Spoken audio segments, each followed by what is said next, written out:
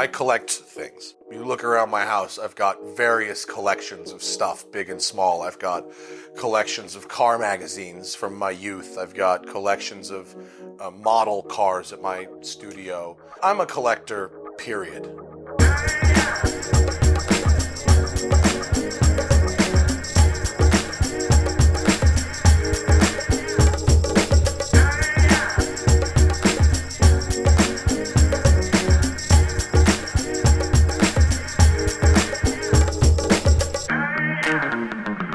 The funny thing about the watches is that as far as wardrobe goes, I have a rolled up sleeve button down plaid shirt and a pair of different colored jeans and Puma suedes for every possible scenario.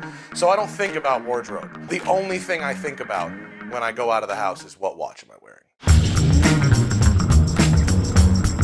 Where am I going? Who am I going to see? What watch do I need to wear for that occasion?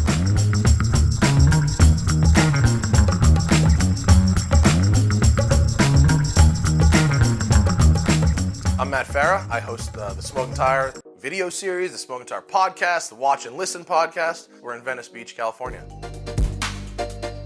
I first knew I was into cars like this age. And then when my dad brought home First Car and Driver magazine, the DeLorean, on the cover, I didn't know anything about DeLoreans. All I knew was that this is a car that looks, like a spaceship. It didn't look like Mom and Dad's Mercury. Getting a driver's license and therefore a car was like the most important moment of my life. In 2006, I started a car wash with my friend Larry Casilla. We just put together these short, single day, 200-mile drives. We made like a driving club. And then YouTube was launched. And I was like, oh, here's a way to share videos with people. So this could be good promotion for the club. The club members would be cool. And so I hired this kid and we basically started making skate videos, but with cars. 2 weeks later, a guy called me up and he was like, hey, I'm starting a YouTube network. You can talk about cars. Do you want to do a show about cars? And I was like, okay. And that was that.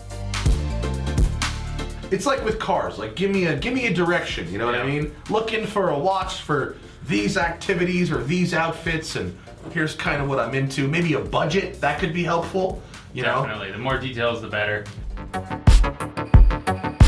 So my first real watch was a Baume & Mercier chronograph, which I still have. It's a nice watch. I knew it was Swiss, and I knew that meant it was nice. I got it as a college graduation present, so it's got, the engraving on the back. And it didn't actually keep that great time, though, and I remember sending it back a couple times to get service, because it would gain what I thought was a lot of time. And eventually, when I moved to California about 10 years ago, my dad, he'd been wearing a Submariner for 30 years, and it was just a durable, really good watch that he wore every day for 30 years and loved it. So he got me this Submariner, and it's the Kermit Submariner, the green bezel, the anniversary one.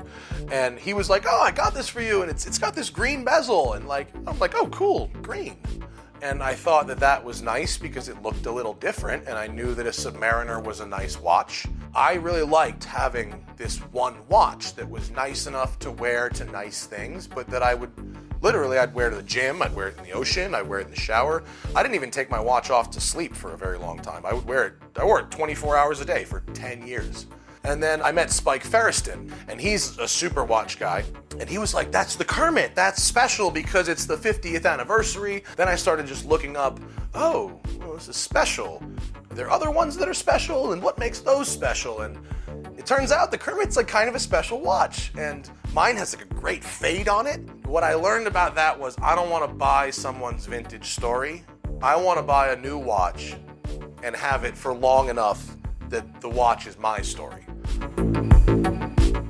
When I met Cameron Weiss and found out what he was doing in Los Angeles, I prodded at him for quite some time until I convinced him to do me a paint to sample dial so I could have a one of one. And that's a Bugatti French Racing Blue dial, which I thought would complement Cameron's design well.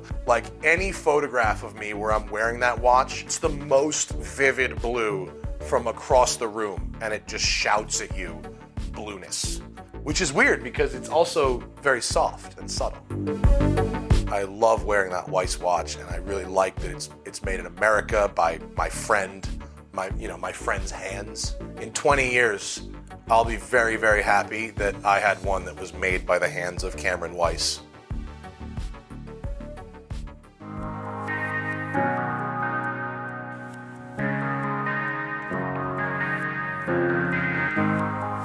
My dad was the president and COO of Ralph Lauren for like 20 years, and actually, as gifts from Ralph Lauren, he got 2 watches. Ralph Lauren had a partnership with Richemont in like 2005, and they worked with, in this case, it was JLC, and in the sporting chronographs case, it was Cartier, to produce watches. And Ralph really, really likes watches, and he wanted to go up here. Now, if he had a little bit more room to share dial space, and this said JLC by Ralph Lauren, like Patek Tiffany or something like that, these watches would probably be worth a lot of money. Because it doesn't say JLC anywhere on it, it just says Ralph Lauren. Nobody wanted to spend $12,000 on a Ralph Lauren watch, and so they sold like 50 of these, maybe. So this is super rare. This is a Ralph Lauren World Timer from 2005. That was a gift to my father from Ralph Lauren. And there's, as far as I know, there are fewer than 50 of these in the world. Here in Venice Beach, there's no such thing as formal. To me, it's all about taking something fancy and dressing it down. That's what Venice is about. So that's why I have a $12,000 Ralph Lauren watch on a canvas strap. That's how I go like that. I go the other way. My most expensive stuff is the stuff that nobody looks at.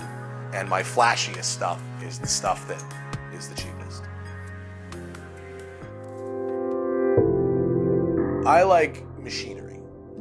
I think, to me, the difference between a watch and a bracelet is one is a machine and one is not. That's the whole thing. And that's why I'm not into quartz watches or smart watches or watches that aren't machines.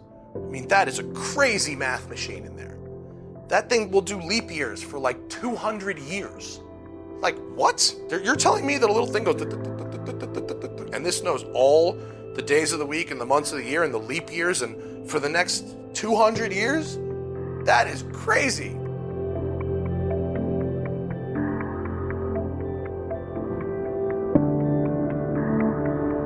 But I like the one that's a gift from my dad, too. That one, it's been enough time. 10 years later, you add a story to the back end of that Rolex, and that watch traced, my moving to California to start the smoking tire, and look where we are now. That watch tells the history of the smoking tire in a green fade.